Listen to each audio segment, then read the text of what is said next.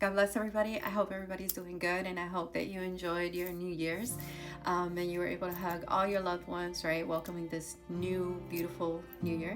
And I pray many blessings over everyone who's listening to me and many blessings over your family. So, what I want to do real quick is just go over the last fruit of the Spirit, which is self control.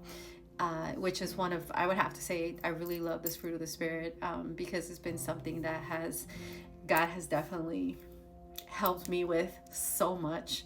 I was very short-tempered, so I have seen this fruit of the Spirit developed in my life and just the many blessings and results of it as a result of me having self-control. And so in the Bible, some versions say, some of the versions like, you have the New King James Version, New Living Translation, New International Version. So they say self-control. And then when you go to the King James Version, it says temperance. And I found this and I thought it was very cool because it says the distinction between temperance and self-control is subtle, right? A person who exhibits self-control wisely refrains from giving into unwise desires. And then a person who exhibits temperance does not have unwise desires in the first place because they have wisely shaped their character in such a way that their desires are proper ones. So this is incredible because it's something that goes right along with the Bible, right? When you are in God's will, when you're following God's will, when you're in unison with God's Spirit, then all your desires are aligned with His desires. So when you pray to God and when you're asking God for things, the things that you ask for are according to God's will and not according to your own desires, okay? And so it's really cool how that is the significance of temperance, right? And self-control as well, but that is their subtle difference, right? And so like I always like to do, showing God the Father, God the Son, God the Holy Spirit, showing them as an example of self-control, right? And then how we need to apply it, right?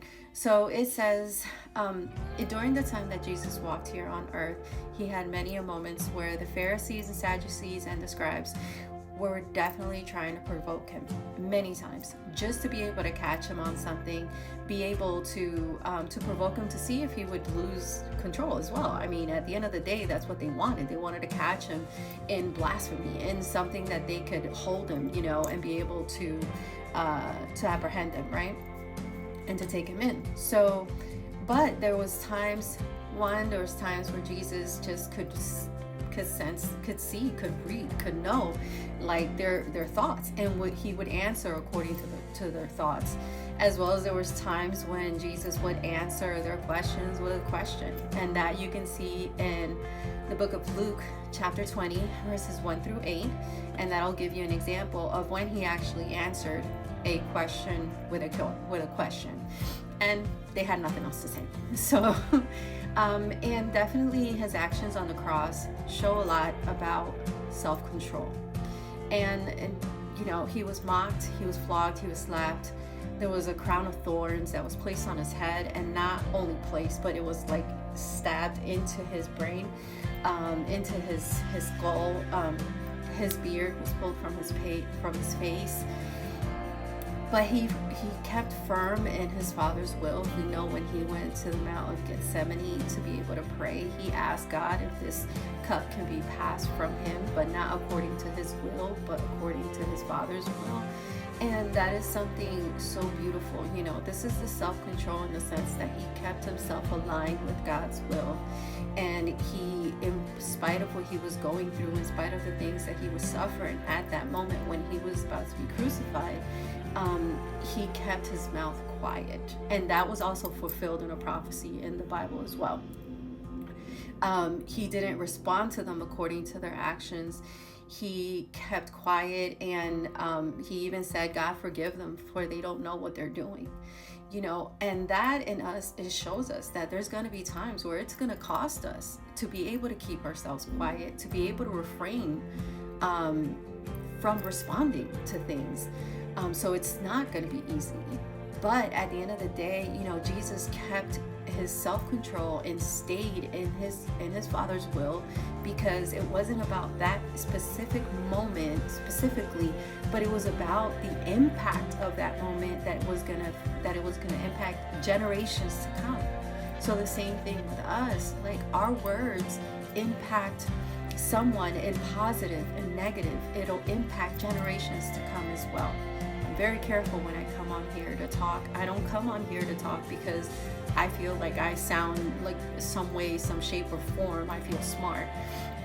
That's not it. I mean, I ask God to help me to be able to give me the wisdom, and I meditate on these things, and for days I meditate on these things and I pray on it and ask God to help me. So I don't come on here because I just sound cute or nothing like that, because I don't think I do either.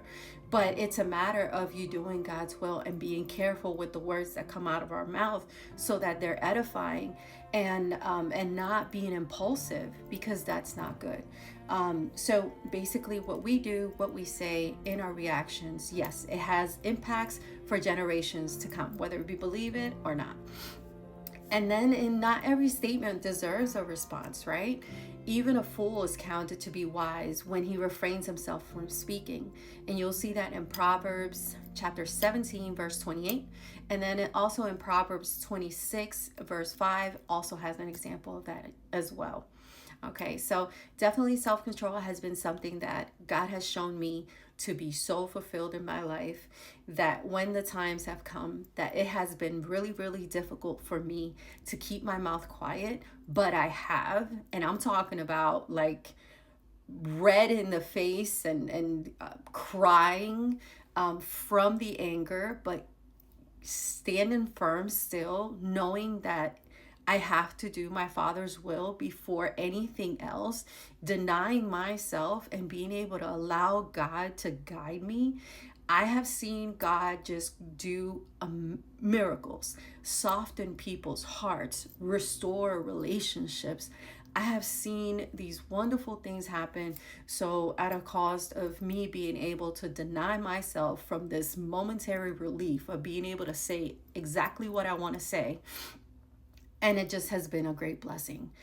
So I pray that if in this area of your life you're struggling, please just continue to ask God for help. Don't give up. Don't think that you're helpless. No, because trust me, you're not. And he will guide you, and he sees the disposition of your heart and you wanting to do better and you wanting to get better. Just continue to seek him. Prayer is the most important thing. It is your link to God, for him to be able to guide you. Okay. All right. Take care, everybody. I'll see you next time. God bless.